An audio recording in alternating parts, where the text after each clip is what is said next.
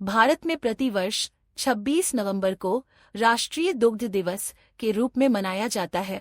सरदार वल्लभ भाई पटेल से प्रेरित डेयरी सहकारी आंदोलन ने 1946 में अमूल का गठन किया, जिसमें धीरे धीरे देश के लाखों किसान जुड़ते गए, जिससे भारत दुनिया में दूध का सबसे बड़ा उत्पादक बन गया। अमूल ने डॉ. वर्गीस कुरियन की जयंती मनाने और राष्ट्रीय दुग्ध दिवस के उपलक्ष्य पर 4 स्वच्छ ईंधन रैलियां आयोजित की।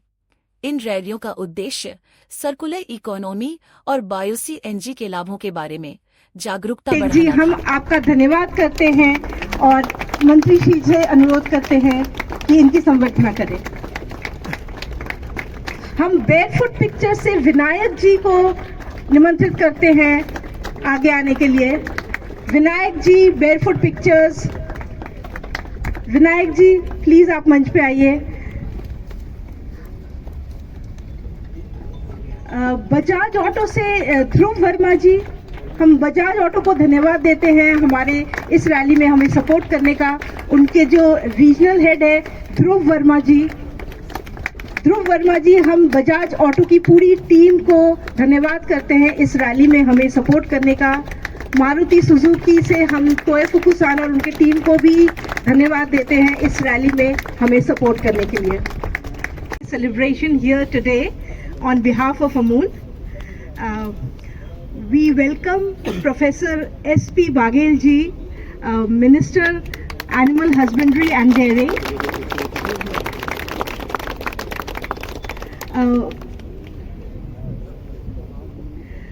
We also welcome Varsha Joshi ma'am, Additional Secretary, Department of Animal Husbandry and Dairy. And as our Amul Clean Fuel Rally culminates in Delhi at this Manekshaw Center, we request Minister Professor S.P. Baghel ji to felicitate all the riders. We have 4 teams starting from 4 corners of India, and these 4 teams traveled cumulative distance of 5,000 kilometers over last 7 to 10 days, and spreading the message of circular economy, sustainability, biofuel, clean environment.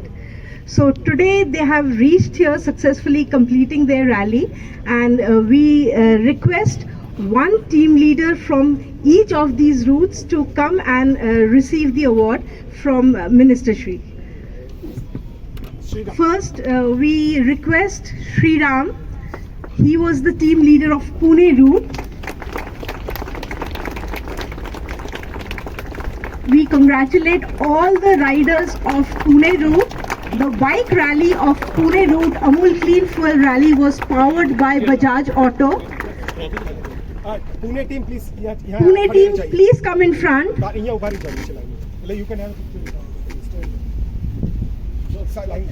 We congratulate all the riders of Pune team. There were 12 CNG powered bikes of Bajaj Freedom that they rode on biofuel, and all these bikes petrol या diesel से नहीं बल्कि biofuel से चल रही थी, जिससे sustainability और क्लीन एनवायरनमेंट का मैसेज हम फैला रहे थे पूरे देश में। जम्मू रूट के टीम लीडर हैं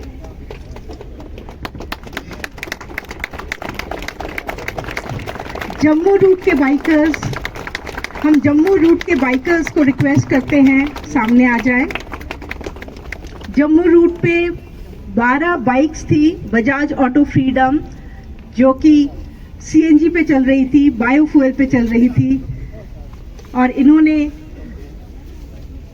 गोबर से जो फ्यूल बनता है उस मैसेज को सारे देश में फैलाया, और सस्टेनेबल और सर्कुलर इकोनॉमी का। मृगांक पटेल, जो कि हमारे साबरकांठा या गुजरात रूट से चलने वाली जो रैली थी उसके टीम लीडर थे, और हम गुजरात रूट के जो टीम मेंबर्स हैं उन सबको आमंत्रित करते हैं कि स्टेज के सामने आ जाए और मंत्री श्री उन सबकी संवर्धना करें।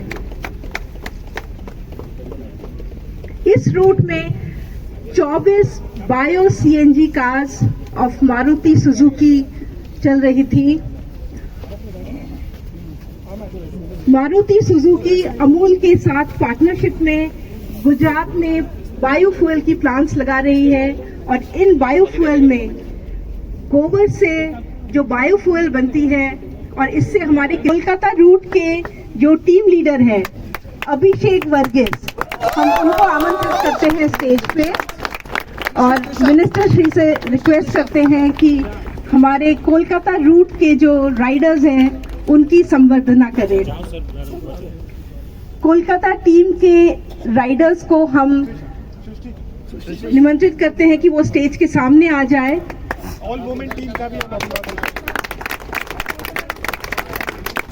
कोलकाता टीम के राइडर्स मंच के सामने आ जाए। मंत्री श्री आप सब लोगों की संवर्धना करेंगे। कोलकाता रूट के इस रैली में 24 बायो सीएनजी कार्स थे मारुति सुजुकी के, जो कि बायो सीएनजी से चलने वाले कार्स थे और इन्होंने अपने रूट में कोलकाता से दिल्ली आने की रूट में अलग अलग सहकारी संगठनों से मिले और इस बायोफ्यूल और सर्कुलर इकोनॉमी की मैसेज दिया। ये ग्रीन फ्यूल रैली जो निकली है उसमें लोगों में काफ़ी अवेयरनेस आएगी। हम सब जानते हैं कि आने वाला समय सस्टेनेबल एनर्जी पे ही पूरी इंडस्ट्री चलने वाली है, तो लोग ज़्यादा अवेयर होंगे।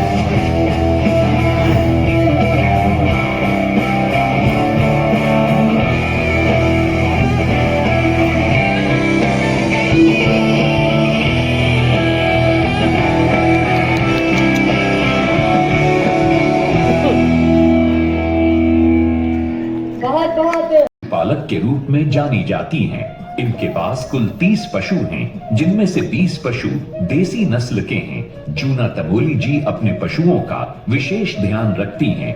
पशुओं को पोषण युक्त चारा देती हैं, जिसके कारण पशुओं के पर हमारे ये ग्रीन हीरो हरित क्रांति लाते हुए साथ ही पशुपालन डेयरी में भी उद्यमिता की मिसाल कायम करते हुए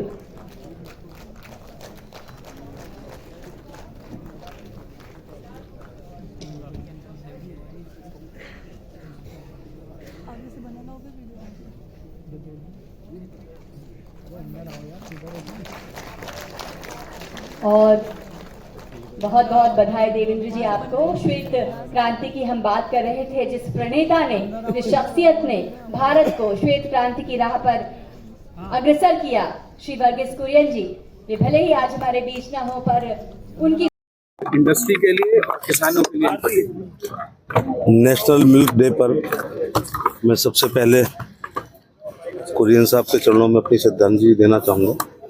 इस देश की जो उन्नति हुई है वो ग्रीन रिवॉल्यूशन से, ऑपरेशन फ्लड जिसको हम वाइट रिवॉल्यूशन कहते हैं, और ब्लू रिवॉल्यूशन जो मोदी जी के नेतृत्व में मछली उत्पादन में हुआ है। अमूल का धन्यवाद देना चाहूँगा कि उन्होंने एक जन जागरण रैली जिसमें बायोफ्यूल के लिए, सर्कुलर इकोनॉमी के लिए, सस्टेनेबिलिटी के लिए देश के 4 कोनों से बाइक रैली और कार रैली निकली, जिससे किसानों को दुग्ध उत्पादन के बारे में और कोऑपरेटिव सोसाइटी से मिले। विभिन्न राज्यों के जो मिल्क का, जैसे यूपी में पराग है, कहीं बिहार में सुधा है, सरस है आदि, उनके लोगों ने स्वागत भी किया है और अपनी नॉलेज शेयर की है। ये रैली बायोफ्यूल पर थी, तो इस समय देश को गिरते हुए भूजल स्तर, water harvesting, global warming, ozone layer, green gases, इन पर हमें जागरूकता करनी चाहिए। अंग्रेजी में कहावत है, give me a fish and I eat for a day, teach me to fish and I eat for a life. तो जितनी भी पद यात्राएँ, चाहे पॉलिटिकल रही हों या रथ यात्राएँ रही हों या इस प्रकार की रैली रही हों, उससे अवेयरनेस आती है।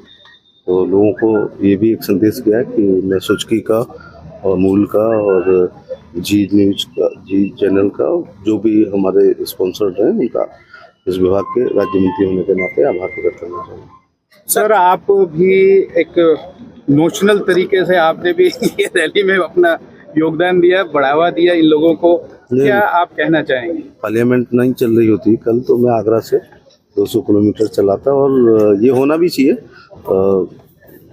हम ही लोगों को अपने विभाग का ब्रांड एम्बेसडर होना चाहिए अगर हम कर सकते हैं।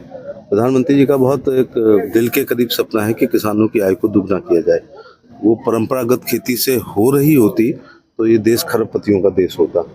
तो प्रधानमंत्री जी ने आह्वान किया है कि परंपरागत खेती को के साथ साथ उन्नत किस्म का पशुपालन, मैं खाली पशुपालन नहीं कहूँगा, उन्नत किस्म का पशुपालन, मुर्गी पालन, मछली पालन, सुअर पालन, मधुमक्खी पालन और dairy, drip irrigation, sprinkler irrigation, organic खेती, प्राकृतिक खेती, फूलों की खेती और फलों की खेती का इस्तेमाल करके किसान अपनी आय को 4 गुना तक कर सकता है। आज की ये जो रैली यहाँ पर समाप्त हुई है, जिसको माननीय गृह मंत्री जी ने फ्लैग ऑफ किया था, उससे जन जागरण हुआ है। उसमें कोऑपरेटिव सोसाइटी के लिए भी, मिल्क यूनियंस के लिए भी, दुग्ध उत्पादक किसानों के लिए भी और उपभोक्ताओं के लिए, और अमूल ने अपनी साख बनाई है। अब अमूल विज्ञापन भी बंद कर दे तो भी उसकी सेल में कोई फ़र्क नहीं पड़ेगा, क्योंकि यहाँ तक आने में मैं त्रिभुवन दास जी जो अमूल का प्लांट, पहले तो मैं पाल्सन डेयरी वालों का धन्यवाद देना चाहूँगा, अंग्रेज़ों का, कि जिन्होंने उस समय शोषण किया। अगर वो शोषण नहीं करते तो आज अमूल पैदा नहीं होता। उनके शोषण करने पर वहाँ के दुग्ध उत्पादक किसान सरदार पटेल पर गए। सरदार पटेल अपने धरना रैली प्रदर्शन के लिए जाने जाते थे। आज भी दुनिया के देश का सबसे बड़ा किसान आंदोलन वारदोली का उन्हीं का था, लेकिन उन्होंने कहा हर चीज़ आंदोलन नहीं है, अपने पैरों पर खड़ा होना चाहिए। अपनी एक सोसाइटी बनाओ और दूध का कलेक्शन करो।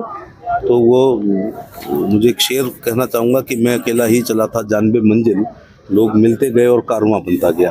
तो 10-20 दुग्ध उत्पादक किसानों ने, त्रिभुवन दास जी, कुरियन साहब, सरदार पटेल, लाल बहादुर शास्त्री भी शायद एक रात वहाँ रुके हैं। उसकी वजह से आज अमूल भारत ही नहीं बल्कि विश्व के तमाम देशों में अपनी गुणवत्ता के लिए, अपने टेस्ट के लिए और अपने पोषण के लिए जाना जाता है। सर, ये आज से एक अवार्ड भी है, अवार्ड के बारे में सर आप कुछ बताना चाहेंगे? तो जिसमें पहली बार नॉर्थ ईस्ट को भी शामिल किया। हाँ, तो 3 प्रकार के अवार्ड्स हैं। एक तो अच्छा दुग्ध उत्पादन का, अच्छी कोऑपरेटिव सोसाइटी का, और इसके अलावा जो अच्छे किसानों ने कोऑपरेटिव सोसाइटी ने किया, और प्रोसेसिंग में भी जो लोग हैं। अवार्ड का बड़ा महत्व है। इस देश में आबादी 140 करोड़ है और पद्म पुरस्कारों की संख्या कम है।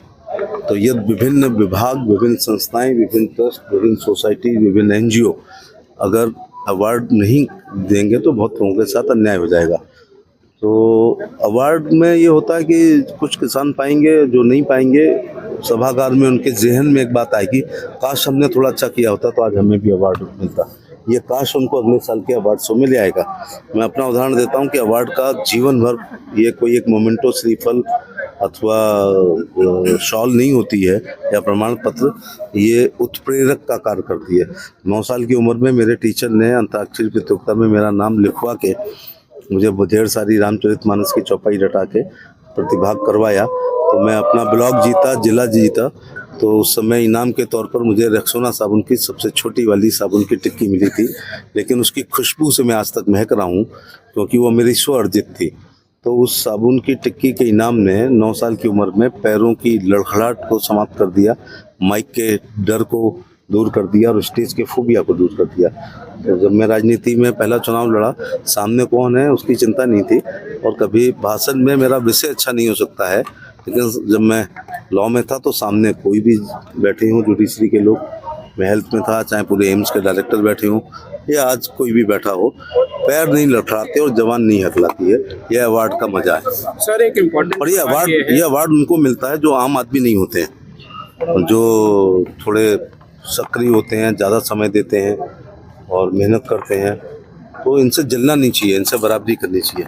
लोग जलते बहुत हैं सर, यहाँ तक करते हैं कहीं अवार्ड तो मैनेज नहीं हो गया, तो जलना चाहिए। तो 2 शेर सुनाता हूँ अवार्डी को कि जब से मैं चला हूँ मेरी मंजिल पर नजर है, इन आँखों ने कभी मील का पत्थर नहीं देखा।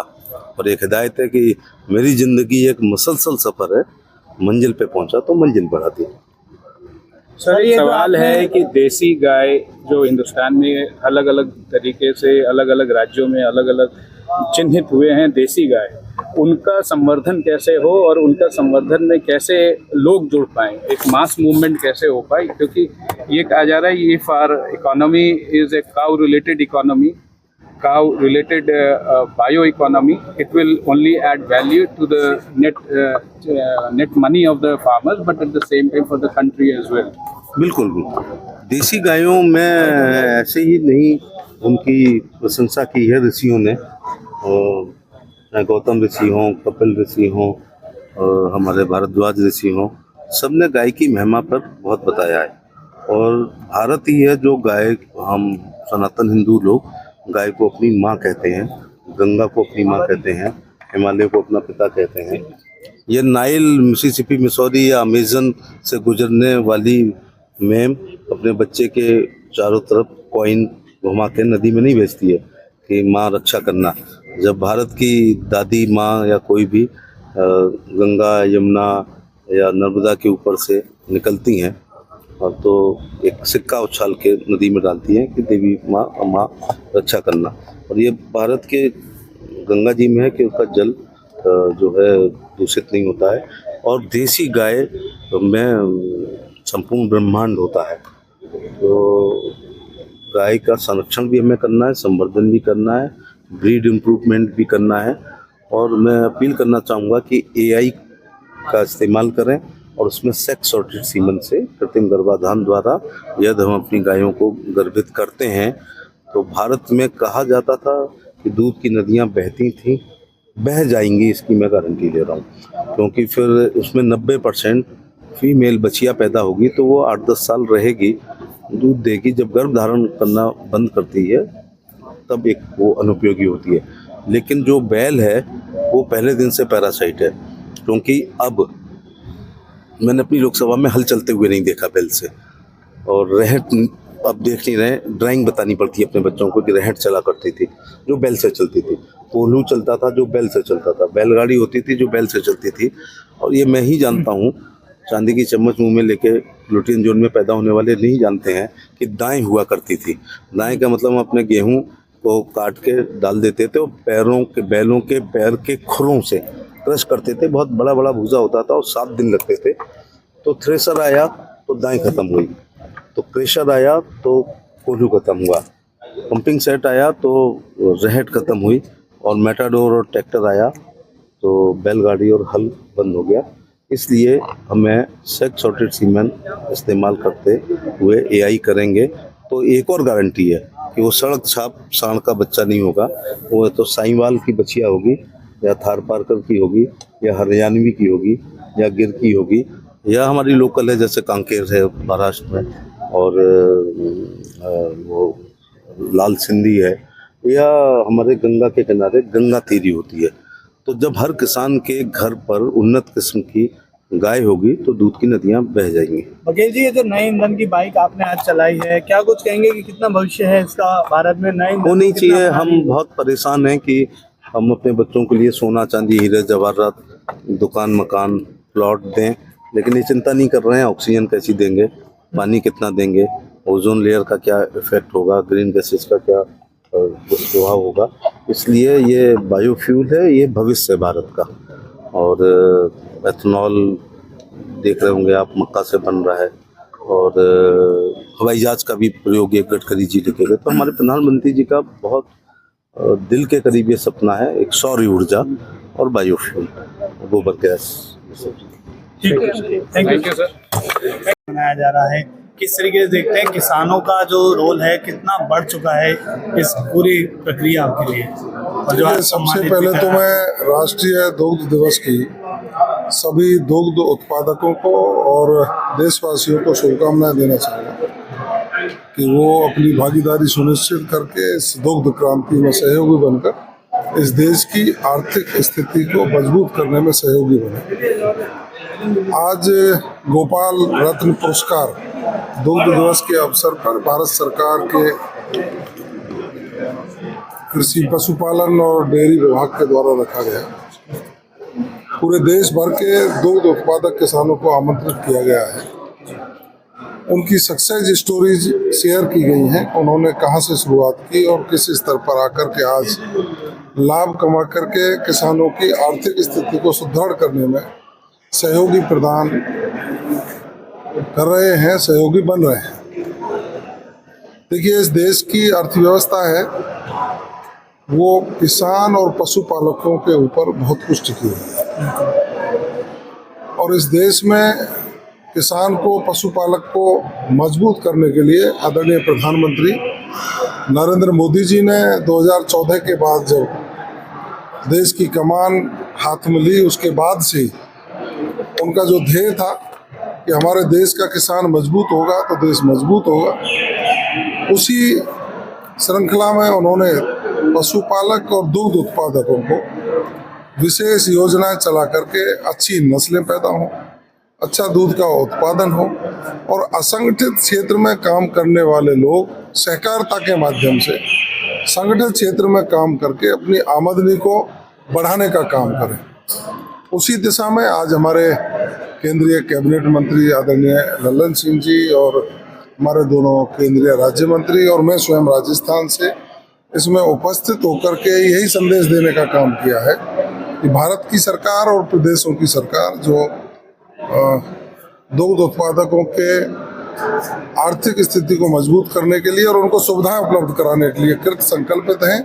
आइए हम सब मिलकर ये देश आर्थिक स्थिति से मजबूत होकर 5वें स्थान के बजाय 3रे स्थान पर जल्द पहुंचे। उसमें हमारे किसान और दुग्ध उत्पादक सहयोगी बने, उसके लिए सरकारें संकल्पित हैं कि उनके लिए सुविधाएं देंगे, उनके लिए व्यवस्थाएं देंगे, पशुपालक अच्छी चिकित्सकीय सुविधाएं लेकर के अपने पशुओं का उचित उपचार कर सकें। वही तो कारण है कि 1962 जैसी सेवा शुरू की है। पहले मानव के स्वास्थ्य की चिंता करके हम एम्बुलेंस शुरू की और वो हॉस्पिटल ले जाकर के उनका इलाज करती थी। आज देश के प्रधानमंत्री जी की प्रेरणा से 1962 डायल करेंगे, पशु चिकित्सक के बाद वो पास वो फोन जाएगा और वो गाड़ी पशुपालक के घर पर जाकर के उसका उचित इलाज करेगी। सहकारिता के क्षेत्र में डेयरियों के रजिस्ट्रेशन करके उनका दूध संकलन करके बीएमसी स्वीकृत करके दूध खराब नहीं हो, उनको उचित मार्केट दे करके उनका लाभांश किसान के खाते में पहुंचे, इस परिकल्पना को लेकर भारत की और हमारे राजस्थान की सरकार आगे बढ़ रही है। मैं आभार व्यक्त करूंगा प्रदेश के मुख्यमंत्री आदरणीय भजनलाल शर्मा जी का, मैं आभार व्यक्त करूंगा देश के प्रधानमंत्री आदरणीय नरेंद्र मोदी जी का कि उन्होंने अंतिम पायदान पर बैठे व्यक्ति, किसान, मजदूर, पशुपालक की चिंता की और उनको समृद्ध करने का जो संकल्प लिया है, हम सब सहभागी बनकर उसको पूरा। अमूल ने आज रैली की है, कैसे देखते हैं कि कितना जागरूक करेगी लोगों को ये अमूल की रैली जो इन्होंने बाइक और कार लाए हैं बायोगैस से बने? देखिए, दुग्ध उत्पादन डेयरी के क्षेत्र में अमूल का एक स्थान है। मैं चाहूँगा कि अन्य डेयरी भी उनका अनुसरण करते हुए, नई तकनीक का उपयोग करते हुए अपना स्थान सुनिश्चित करें।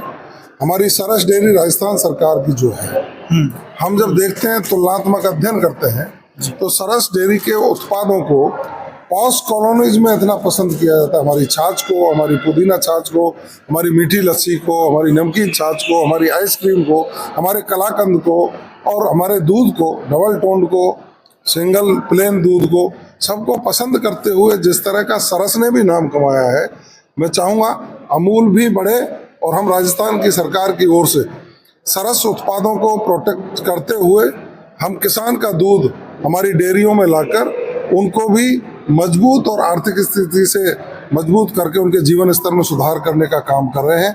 निश्चित रूप से अमूल का भी जनजागरण का जो अभियान है वो भी सफल होगा और हम भी अपनी सरकार के माध्यम से जो किसानों को अवेयर करके उनको डेयरी के सहकारिता के माध्यम से सरकार के साथ जुड़ने की जो अपील कर रहे हैं वो भी बहुत कुछ कामयाब हो रहा है। Thank you sir. माइक का जो परिणाम है, भारत विश्व में नंबर 1 दूध उत्पादक देश बना, उसको सेलिब्रेट करने का है। और साथ में हमें ये भी विजन देखना है कि आगे जाके भारत किस तरह से डेयरी टू द वर्ल्ड बन पाए। तो अमूल और सभी सहकारी डेयरियाँ इस दिशा में काम कर रही हैं। सरकार का भी जो विजन है और जो सपोर्ट है डेयरी इंडस्ट्री के लिए, सहकारिता के लिए, वो सबको हम साथ में लेके आगे बढ़ने की कोशिश कर रहे हैं। सर, आज अमूल ने जो ड्राइव करी है, 5000 किलोमीटर पूरे किए हैं और नई गाड़ियों का एक तरीके से प्रोत्साहित कर रहे हैं, तो किस तरीके का इनिशिएटिव आप लोग लेना चाह रहे हैं आगे बढ़ के देश में? ये जो क्लीन फ्यूल रैली का जो हमने आयोजन किया था देश के 4 कोनों से, हिम्मतनगर से माननीय केंद्रीय गृह और सरकार मंत्री श्री अमित शाह साहब ने इसका फ्लैग ऑफ किया। कलकत्ता से रैली चली, जम्मू से चली और पुणे से चली। तो ये चारों रैलियों का संदेश यही था कि सस्टेनेबिलिटी और सर्कुलर इकोनॉमी में डेयरी इंडस्ट्री का क्या रोल है। गाय हमें दूध तो देती है, साथ में गोबर भी देती है, तो अगर वो गोबर इकट्ठा करके आपने उसमें से बायोगैस प्रोड्यूस किया, बायोगैस से घर का चूल्हा भी चलता है और इस तरह की गाड़ियाँ भी चलती हैं, और जो स्लरी बचती है वो एक ऑर्गेनिक फर्टिलाइजर है। तो इस मॉडल में सबका फायदा है, किसान की आय बढ़ती है क्योंकि उसको गोबर के दाम मिलते हैं। देश काफ़ी सारा फ्यूल इंपोर्ट करता है, काफ़ी सारा फर्टिलाइजर इंपोर्ट करता है। अगर आपने अपने ही गोबर से ऑर्गेनिक फर्टिलाइजर बनाया, ऑर्गेनिक और उसको खेत में यूज़ किया, तो उसकी फॉरेन एक्सचेंज की बचत हुई, आपकी पर्यावरण की भी सुरक्षा हुई, हम कस्टमर्स को भी ऑर्गेनिक फूड जो बिना केमिकल फर्टिलाइजर और पेस्टिसाइड से बनाए वो भी खाने को मिला। तो ये विन विन सिचुएशन है। इसका डेमोन्स्ट्रेट हमारी डेयरी इंडस्ट्री कैसे कर सकती है, सहकारी डेयरियाँ कैसे कर सकती है, इसीलिए रैली का आयोजन किया। सबसे महत्व की बात है कि ये रैली का समापन हमने दिल्ली में किया, और आज जहाँ पे इस अवसर पे जब केंद्रीय हमारे मंत्रालय में नेशनल मिल्क डे का सेलिब्रेशन हो रहा है, और साथ ही में दिल्ली में इंटरनेशनल कोऑपरेटिव अलायंस का वार्षिक अधिवेशन भी हो रहा है। ये ग्लोबल कॉन्फ्रेंस उनके इतिहास में 130 साल के इतिहास में पहली बार भारत में हो रही है, और 2025 को यानी अगले साल को इंटरनेशनल ईयर ऑफ कोऑपरेटिव्स, ये यूनाइटेड नेशंस ने जो कहा उसकी घोषणा माननीय प्रधानमंत्री जी ने कल की। तो ये एक बहुत ही हमारे लिए एक गोल्डन अपॉर्चुनिटी था देश की सहकारिता को लोगों तक पहुंचाने का, और डेयरी इंडस्ट्री किस तरह से काम कर रही है ये लोगों तक पहुंचाने का। Thank you sir.